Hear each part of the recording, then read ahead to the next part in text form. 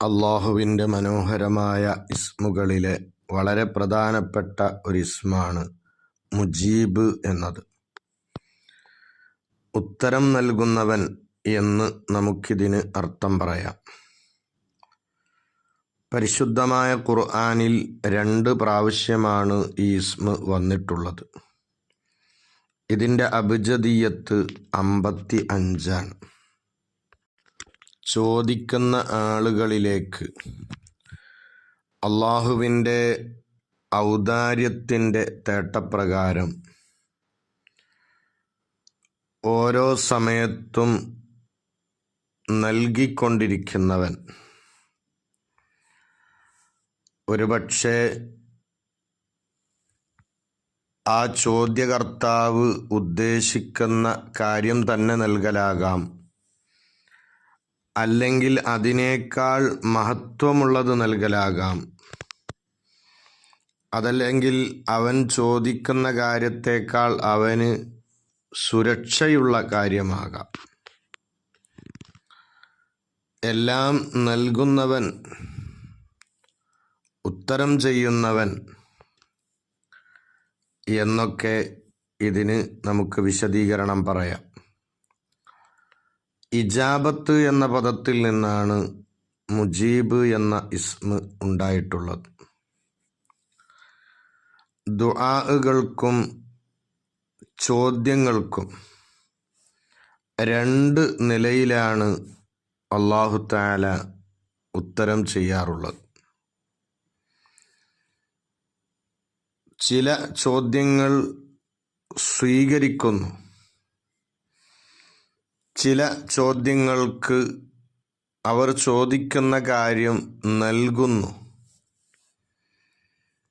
ഈ 2 നിലക്കും അല്ലാഹു തആല ഉത്തരം ചെയ്യാറുണ്ട്. ചോദ്യകർത്താവ് ഉദ്ദേശിക്കുന്ന അതേ കാര്യം തന്നെ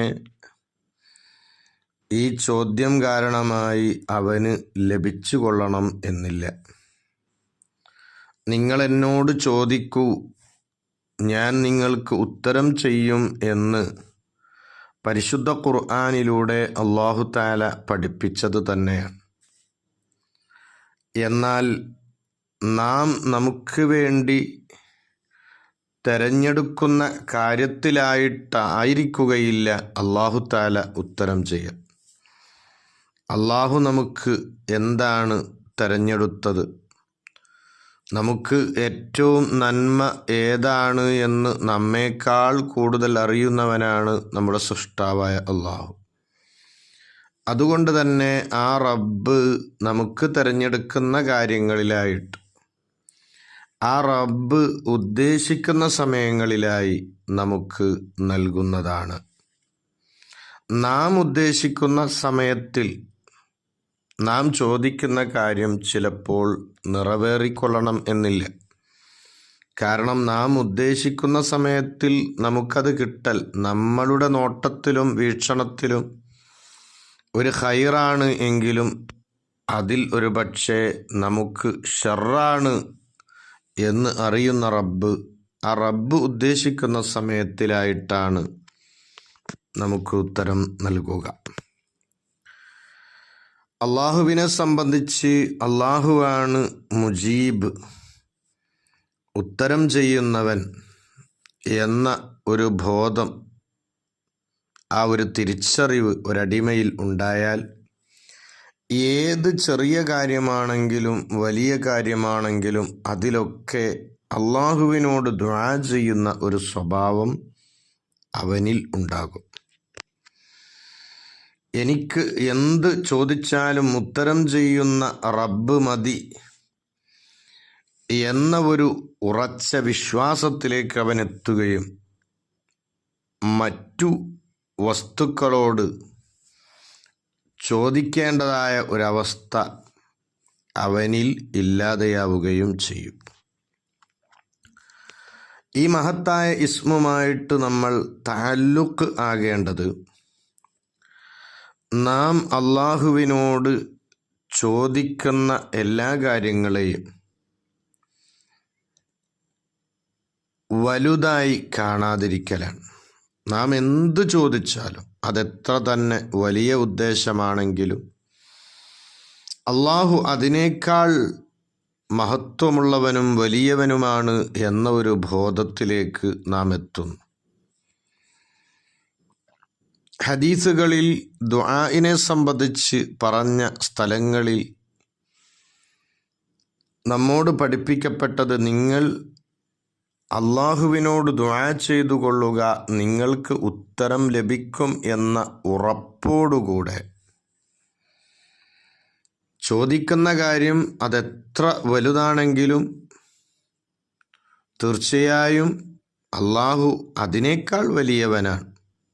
അതുകൊണ്ട് നിങ്ങൾ അള്ളാഹുവിനോട് ചോദിക്കുമ്പോൾ തന്നെ വലിയ വലിയ കാര്യങ്ങൾ ചോദിക്കുക എന്നും ഇസ്ലാം നമ്മോട് പറയുന്നുണ്ട്. സഹാബികൾ ചോദിച്ചു, എങ്കിൽ ഞങ്ങൾ ധാരാളം ചോദിക്കും. അള്ളാഹുവിൻ്റെ ഹബീബ് മുഹമ്മദ് റസൂലുള്ളാഹി സ്വല്ലല്ലാഹു അലൈഹി വസല്ലം തങ്ങൾ പറഞ്ഞത്, നിങ്ങൾ എത്ര കൂടുതൽ ചോദിച്ചാലും അള്ളാഹു അതിൻ്റെയൊക്കെ അപ്പുറത്ത് ആണ്. അതുകൊണ്ട് തന്നെ അള്ളാഹു അത് നൽകുക തന്നെ ചെയ്യും. ചില ആളുകൾ ഇവിടെ അള്ളാഹുവിനോട് ചോദിക്കുമ്പോൾ ചെറിയ കാര്യങ്ങളൊക്കെ ചോദിക്കുന്നത് കാണാം. അള്ളാഹുവേ, സ്വർഗത്തിലൊരു ചെറിയ ഇടം എങ്കിലും എനിക്ക് നീ തരണം,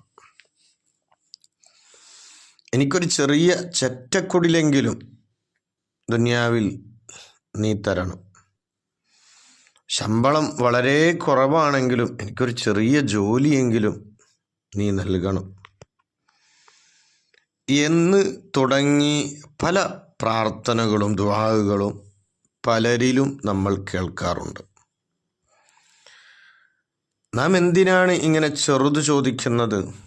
അള്ളാഹുവിനോട് നമുക്ക് വലിയ കാര്യങ്ങൾ തന്നെ ചോദിച്ചുകൂടെ? നമ്മുടെ റബ്ബ്, ആ റബ്ബിൻ്റെ ഖജനാവ് വിശാലമാണ് എന്നും എത്ര നൽകിയാലും ഒരല്പം പോലും കുറഞ്ഞു പോകാത്ത അത്രയും അള്ളാഹുവിൻ്റെ അടുക്കലുണ്ട് എന്നുമുള്ള ആ ഒരു വിശ്വാസം നമ്മളിലുണ്ടെങ്കിൽ തീർച്ചയായും വലിയ കാര്യങ്ങൾ നമുക്ക് അള്ളാഹുവിനോട് ചോദിക്കാം. എനിക്ക് നല്ല അന്തസ്സുള്ളൊരു വീട് വേണം എന്ന ചോദ്യമാണ് ഒരു ചെറിയ ചെറ്റക്കുടിലെങ്കിലും വേണം എന്ന് ചോദിക്കുന്നതിനേക്കാൾ നല്ലത്.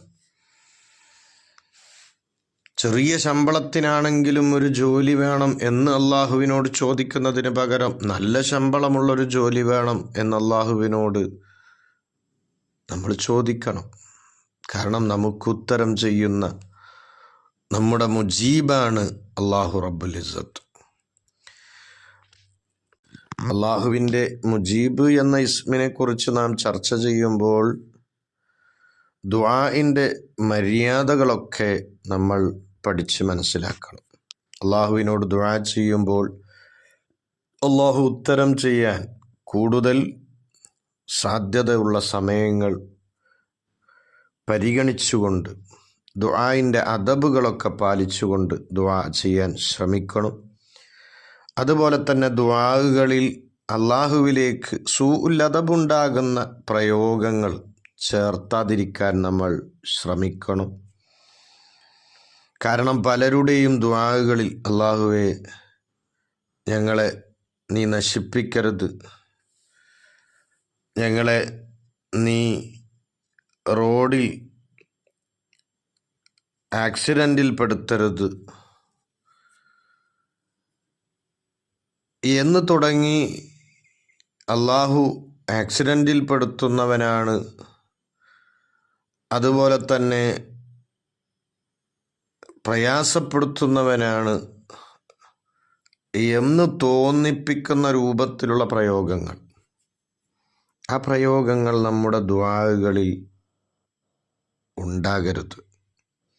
അത് സൂഉൽ അദബാണ്. അതുപോലെ തന്നെ നെഗറ്റീവായ നിലക്ക് ചിന്തയിൽ കയറിക്കൂടുന്ന കാര്യങ്ങളും ദുആയിൽ വരാതിരിക്കാൻ നമ്മൾ ശ്രദ്ധിക്കണം. എപ്പോഴും പോസിറ്റീവായ നിലക്കുള്ള ദുആകൾ, അള്ളാഹുവേ ഞങ്ങളുടെ യാത്ര സുരക്ഷിതമായ യാത്രയാക്കണേ, എന്ന ദുആ നമ്മൾ പതിവാക്കുക. എന്തിനു പകരം റോഡിൽ ആക്സിഡൻ്റാക്കി ഞങ്ങളെ നീ മരിപ്പിക്കരുത് എന്നൊക്കെ ദുആ ചെയ്യുന്നതിന് പകരം തീർച്ചയായും സുരക്ഷിതമായ യാത്ര അത് ഞങ്ങൾക്ക് എപ്പോഴും നീ തരണേ, ഇങ്ങനെയുള്ള പ്രയോഗങ്ങളൊക്കെ പ്രയോഗിക്കാൻ നമ്മൾ ശ്രദ്ധിക്കുക. അതുപോലെ തന്നെ ഈ മഹത്തായ ഇസ്മുമായിട്ട് തഖല്ലുഖ് ആകൽ, സ്വഭാവം ശ്രദ്ധിക്കേണ്ടത് എങ്ങനെയാണ്? അല്ലാഹു തആല നമ്മോട് കൽപ്പിച്ച കാര്യങ്ങളിലും വിരോധിച്ച കാര്യങ്ങളിലും ആ റബ്ബിന് ഉത്തരം ചെയ്യുന്ന ആളാകണം നമ്മൾ. അള്ളാഹു ഏതൊക്കെ വിഷയങ്ങളിലേക്ക് നമ്മെ വിളിച്ചിട്ടുണ്ടോ അതിലേക്കൊക്കെ നമ്മൾ ഉത്തരം ചെയ്യണം. നിസ്കാരത്തിലേക്ക് വിളിക്കുമ്പോൾ അതിന് ഉത്തരം ചെയ്ത് നിസ്കരിക്കുന്നവരാകണം. മറ്റുള്ള എന്ത് നന്മകളിലേക്ക് അല്ലാഹു തആല നമ്മെ വിളിക്കുമ്പോഴും എന്ത് തിന്മകളിൽ നിന്ന് നമ്മെ വിരോധിക്കുമ്പോഴും അതിനൊക്കെ ഉത്തരം ചെയ്യുന്നവരാകണം. അതേപോലെ തന്നെ അള്ളാഹുവിൻ്റെ സൃഷ്ടികൾ അവർ ദീനിൻ്റെ വിഷയങ്ങളിൽ അല്ലെങ്കിൽ ദുനിയാവിൻ്റെ വിഷയങ്ങളിലൊക്കെ നമ്മെ വല്ല കാര്യങ്ങളിലേക്കും വിളിച്ചു കഴിഞ്ഞാൽ അവർക്ക് ഉത്തരം ചെയ്യുന്നവരും ആകണം. ഹബീബരായ മുഹമ്മദുർ റസൂലുള്ളാഹി സ്വല്ലല്ലാഹു അലൈഹി വസല്ലമ തങ്ങളോട് എന്തെങ്കിലും ഒരു കാര്യം ചോദിച്ചിട്ട് നബി തങ്ങൾ ഇല്ല എന്ന് പറഞ്ഞതായി നമുക്ക് എവിടെയും കാണാൻ കഴിയില്ല. നബി തങ്ങളോട് ആര് ചോദിച്ചാലും അതിനൊക്കെ ഉത്തരം ചെയ്യുന്ന നബിയെയാണ് ചരിത്രത്തിൽ നമുക്ക് കാണാൻ കഴിയുക. അവർ ചോദിക്കുന്ന കാര്യം അത് നമുക്ക് കൊടുക്കാൻ കഴിഞ്ഞിട്ടില്ലെങ്കിലും നല്ല ഒരു ത്വയ്യിബത്തായ കലിമത്ത്, അവരുടെ മനം നിറക്കുന്ന ഒരു സംസാരം അതെങ്കിലും നമ്മൾ നൽകുകയും പുഞ്ചിരിക്കുകയും അവരെ ആശ്വസിപ്പിക്കുകയും സമാശ്വസിപ്പിക്കുകയും ഒക്കെ ചെയ്യുന്ന സ്വഭാവക്കാരായി നമ്മൾ മാറേണ്ടതുണ്ട്. അള്ളാഹുവിനോടുള്ള ചോദ്യങ്ങൾ ഒരടിമയുടെ ഭാഗത്തു നിന്നുണ്ടാകുമ്പോൾ ചിലപ്പോൾ ഒരു വാക്കായിരിക്കും നമ്മൾ തേടുന്നത്, അപ്പം അതിൻ്റെ ഉത്തരവും വാക്കായിരിക്കും. ചിലപ്പോൾ ചില കാര്യങ്ങൾ നേടലായിരിക്കും നമ്മൾ തേടൽ, അപ്പോൾ അതിൻ്റെ ഉത്തരം നമുക്ക് ആ കാര്യം നൽകലായിരിക്കും. അപ്പം നാം എന്താണ് അള്ളാഹുവിനോട് ചോദിക്കുന്നത് എങ്കിൽ തീർച്ചയായും അതിനനുസരിച്ച് അല്ലാഹു തആല നമുക്ക് ഉത്തരം നൽകും. അതൊരു പക്ഷേ നാം ചോദിക്കുന്ന ആ കാര്യം തന്നെ നമുക്ക് എളുപ്പത്തിൽ നൽകലാകാം, അല്ലെങ്കിൽ ആ കാര്യം നമുക്ക് ആഖിറത്തിൽ നൽകാൻ വേണ്ടി അള്ളാഹു സൂക്ഷിക്കലാകാം, അല്ലെങ്കിൽ നാം ചോദിക്കുന്ന കാര്യത്തിന് പകരമായി ഒരു വിഷമത്തിൽ നിന്ന് അല്ലാഹു തആല നമ്മെ രക്ഷപ്പെടുത്തലാകാം. ഈ നിലക്കൊക്കെ ഉത്തരം ലഭിക്കൽ ഉണ്ട്. അല്ലാഹു തആല രണ്ട് രൂപത്തിൽ ഉത്തരം ചെയ്യും. ഒന്ന്, ഏതൊരു സൃഷ്ടിക്കും പൊതുവായ ഉത്തരം ചെയ്യൽ അല്ലാഹു നൽകുന്നതാണ്. ആ സൃഷ്ടികൾ ആരായിരുന്നാലും എവിടെയായിരുന്നാലും അവർക്കൊക്കെ ഉത്തരം നൽകും. അതേപോലെ ഒരു പ്രത്യേകമായ ഉത്തരം നൽകൽ, അത് അള്ളാഹുവിനെ വഴിപ്പെട്ട് അള്ളാഹുവിനെ അനുസരിച്ച് അള്ളാഹുവിൻ്റെ പൊരുത്തത്തിലായി ജീവിക്കുന്ന ആളുകളുടെ ചോദ്യത്തിനൊരു പ്രത്യേകമായ ഉത്തരം ചെയ്യൽ അള്ളാഹു ചെയ്യുന്നതാണ്. മുജീബാവുക എന്നത് അള്ളാഹുവിൻ്റെ ഫിഅലിയത്തായ വിശേഷണമാണ്. കാരണം എല്ലാ ദുആയിനും അള്ളാഹു ഉത്തരം നൽകുകയില്ല. അള്ളാഹു ഉത്തരം നൽകണമെങ്കിൽ അതിന് പല അദബുകളും ഉണ്ടാകേണ്ടതുണ്ട്. ഹദീസുകളിൽ തന്നെ കാണാം, ഗാഫിലായ, അശ്രദ്ധവാനായ, കളിതമാശയിലായ ഹൃദയത്തിൽ നിന്ന് ഉണ്ടാകുന്ന ദുആയിന് അള്ളാഹു ഉത്തരം നൽകുന്നതല്ല. ഇനി ഈ ഇസ്മുമായിട്ട് നാം കൂടുതൽ ബന്ധം പുലർത്തുന്ന സമയത്ത് അള്ളാഹുവിനോടുള്ള അടങ്ങാത്ത സ്നേഹം നമ്മളിലുണ്ടാകുന്നു. കാരണം എന്തു ചോദിച്ചാലും എനിക്കതിന് കൃത്യമായി ഉത്തരം ചെയ്യുന്ന, ഞാൻ ചോദിച്ചതൊക്കെ എനിക്ക് നൽകുന്ന റബ്ബ് എന്ന നിലക്ക് ഉള്ള ചിന്ത അവനിലുണ്ടാവുകയും ആ റബ്ബിനോട് അടങ്ങാത്ത സ്നേഹം അവനിലുണ്ടാവുകയും ചെയ്യും. എന്ന് മാത്രമല്ല, അള്ളാഹുവിലുള്ള പ്രതീക്ഷ ശക്തിമത്തായ പ്രതീക്ഷയായി മാറും. ഇനി ഈ ഇസ്മുമായിട്ട് കൂടുതൽ ബന്ധം പുലർത്തി ഇതുകൊണ്ട് സ്വഭാവം ശ്രദ്ധിച്ച് നാം ഈ ഇസ്മിനെ കൂടുതലായിട്ട് ചൊല്ലുമ്പോൾ തീർച്ചയായും പല ഗുണങ്ങളും നമുക്ക് ലഭിക്കും. നമ്മുടെ ദുആകൾക്ക് എളുപ്പത്തിൽ ഉത്തരം ലഭിക്കാൻ ഈ ഇസ്മുകൾ കൂടുതൽ ഉപയോഗിക്കുക. പ്രത്യേകിച്ച് മഹത്തുക്കളായ പണ്ഡിതന്മാർ പറഞ്ഞു, ആദം നബി അലൈഹിസ്സലാമിനെ സൃഷ്ടിക്കപ്പെട്ട സമയം അഥവാ വെള്ളിയാഴ്ച അസ്റിൻ്റെയും മഗ്രിബിൻ്റെയും ഇടയിലുള്ള സമയം, ആ സമയത്തൊക്കെ ഈ ഇസ്മു ധാരാളമായി ചൊല്ലുകയാണെങ്കിൽ തീർച്ചയായും അവൻ്റെ കാര്യങ്ങളൊക്കെ നിറവേറപ്പെടും എന്നാണ്. പലപ്പോഴും പല ആളുകൾക്കും ഉണ്ടാകുന്ന ഒരു പരാതി തന്നെ കുറേ ദുആ ചെയ്യുന്നു, ഉത്തരം കിട്ടുന്നില്ല എന്ന പരാതിയാണ്. ആ പരാതിയൊക്കെ ഇല്ലാതെയാകാൻ ഈ ഇസ്മിനെ ധാരാളമായിട്ട് നാം ചൊല്ലുക. യാ മുജീബ് യാ അല്ലാ എന്ന ആ ഒരു ഇസ്മ്, ഇന്നക മുജീബു ദഅവാത്ത് എന്ന് തുടങ്ങുന്ന ആ രൂപത്തിലുള്ള പ്രയോഗങ്ങൾ, അതൊക്കെ മുൻഗാമികൾ അവരുടെ ദുആകളിലൊക്കെ ഉൾപ്പെടുത്തിയിരുന്നത് നമുക്ക് കാണാം. അപ്പോൾ അതൊക്കെ നമ്മൾ അധികമാക്കുക. അല്ലാഹു അനുഗ്രഹിക്കട്ടെ. ആമീൻ.